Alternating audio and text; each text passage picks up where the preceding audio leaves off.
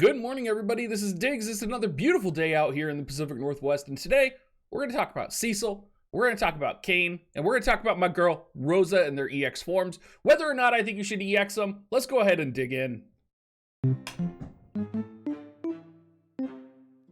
Now, Cecil, of course, is amazing for his TMR, and he's a pretty cool unit, I would say, overall. If you're a new player and you got Cecil for like free and you were really enjoying him back in the day, I mean, he probably did a mild amount of work for you. However, when it comes down to it, the problem with Cecil that I've always had is he's always been a little bit too slow. He's always kind of had the inability to cap damage, and he just kind of, his pieces don't always fit where they're supposed to go, or his kit doesn't always complement him, and his EX does change that a little bit. So let's talk about his EX abilities here. Let's start with his stats. He does get some agility, so he gets an additional +4 agility from his board stats, putting him at about 59 agility, which is not the fastest when everything is said and done. He gets an upgrade to the Moon People's Blood, which gives him defense 32 as opposed to defense 12. So he's going to be a very defense heavy boy. And in a world of defense penetration, I think for PvE, this is going to be a little bit more relevant. But PvP, you're most likely not going to be utilizing Cecil a whole ton. One of the things I do like about Cecil is that he always has had access to Sub-Soldier. That does mean he can use Triple Trick from the Exorcist VC, but really it just does give him that increased attack power.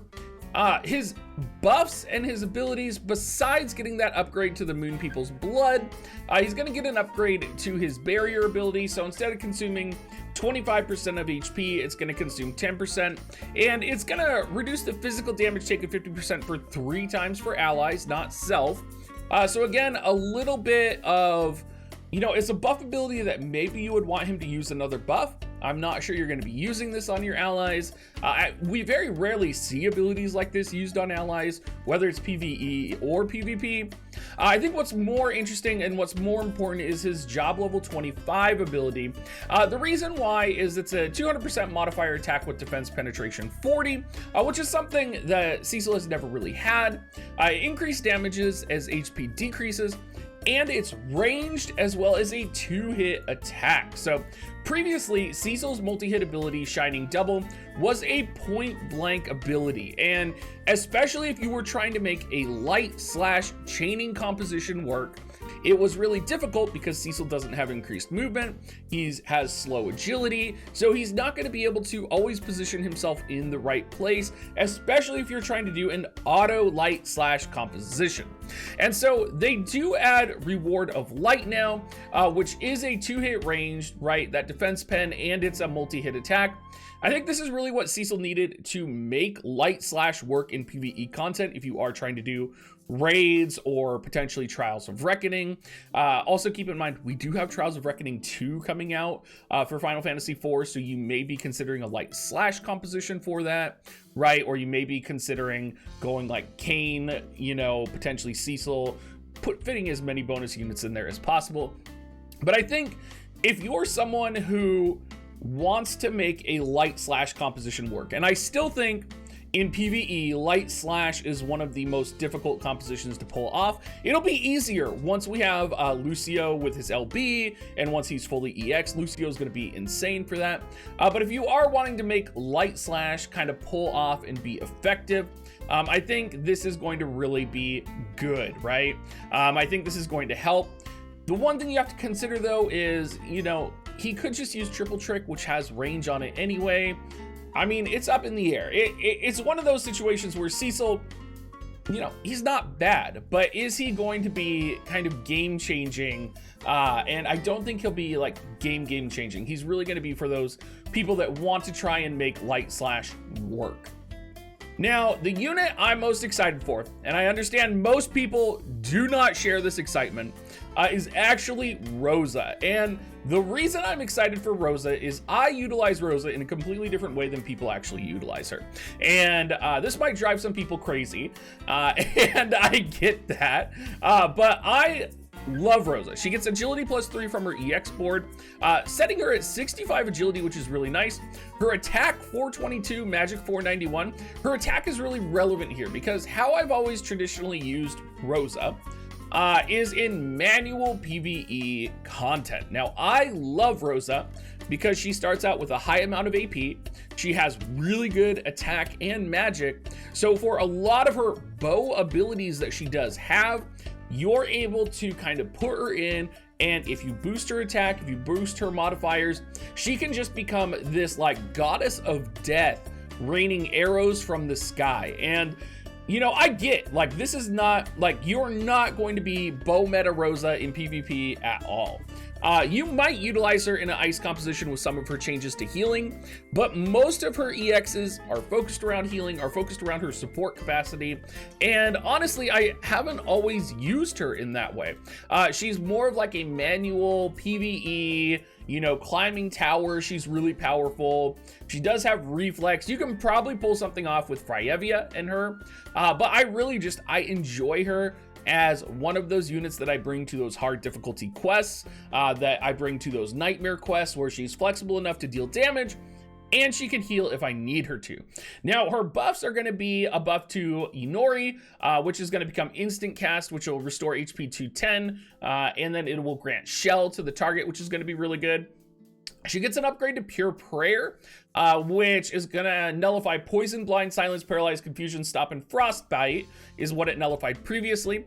It's also gonna nullify Disable and Stun, increase Spirit 25 for 3 turns for allies, and increase Healing Power 30 for 3 turns to allies as well. This would have been, when I talk about those Nightmare quests, this would have been amazing for Lich, right? Being able to bring her in, pop that Disable resistance, and, you know, kind of just leave it at that. Let your units roam after that. So I really am excited for her in kind of these nightmare mission situations, these base stat increase for her, which will let her deal a lot more damage. She gets an upgrade to Frozen Arrow, which decreases ice resistance 38%. That becomes a 200% modifier, which is great. She has 100% hit chance attack, which, I mean, that's not even an EX upgrade. That's just something to keep in mind for her kit. And finally, she gets full life. So, I mean, she is a versatile unit that, you know, maybe you will be able to make her AI succeed as like a pure healer, potentially, right? Maybe you'll be able to put her in some composition with Fryevia and pull that off in maybe like a guild battle or a class match. For me, though, she's my #1 EX priority just because I love her versatility in high difficulty PvE content. I like her being able to heal. Always having access to Pure Prayer is important. There's been a couple high difficulty missions where having access to Pure Prayer or, you know, Agrius or Mashery's ability to have status ailment nullification has been really important. So I'm just excited for her in general. She's been a unit that, you know, I actually pulled Rosa on accident, and I don't use Rosa on a regular basis, but when I do use her, I am very grateful for her, and I love using her. Now, Kain is a weird one. He does get additional agility, which we always want to keep track of with EX forms.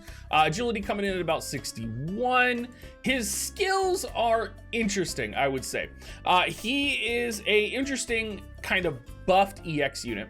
He gets a buff to Pride of the Night Captain, which you're always going to have set on him. That's his attack 60%, defense -5. Right, anything that boosts that much attack, you're always going to want to basically have set on his passive. It gains an increased defense penetration 25 for self, increased acquired AP 30 for self. This is really good for him. But again, he kind of has to have the attack. He has to have kind of the oomph to back this up. Taking a look at his upgraded abilities, Dragon Raid, which was pretty big when this first came out because I believe this was the first ability which decreased healing power. It's a 220% modifier attack, and it is a jump, of course. It gets decreased to 21 AP, which is pretty big, from 26 AP, and then it dispels ignore fatal damage for target. So this is an interesting buff because I feel like we don't have a lot of ways to dispel guts. We do have a few. There's a few characters that can, but having access to this is just pretty good and pretty unique. He also gets access to Ceiling Dive, which reduces counter chance 100% for 3 turns to target, cross-shaped attack, range height 2, AoE height 1, 185% modifier, but it gains an additional 60% modifier if the targets have slow, confusion, AP restore, or healing power up. So that's a pretty powerful ability. Ceiling counter, of course, is always good. There's a lot of fights now, again, even in PvE or PvP, where ceiling counter is really nice and essential. Most units are going to have AP restore. They may have slow because Kain's LB is slow, right? If you remember that. So Kain will be able to slow. Potentially in content where he's going to be going up against like Trials of Reckoning, he could use his LB to slow the opponent, and then he could use Ceiling Dive for upwards of, you know, a 245% modifier attack, which is really good, which will basically guarantee him to cap damage. So there's that as well. He still has access to Immortal Spirit as well, if you guys remember. So I think he'll be pretty good. I don't think Kain is going to all of a sudden become meta. I think he'll be a unit that we do see for a while. I think you could EX him and not feel bad about it, as long as you have like a dark composition to support him.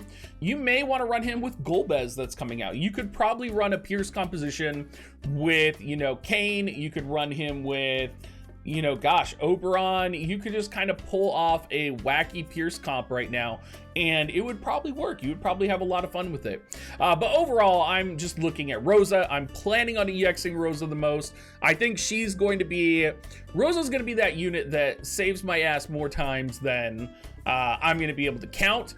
And I'm never going to recognize her for that until I do another video on her or I need to use her. But I'm going to fucking love her all the way. Anyway, everybody, thanks so much for watching. Hope you guys are all having a great rest of your day. And I will catch you guys on stream tomorrow. See you guys later.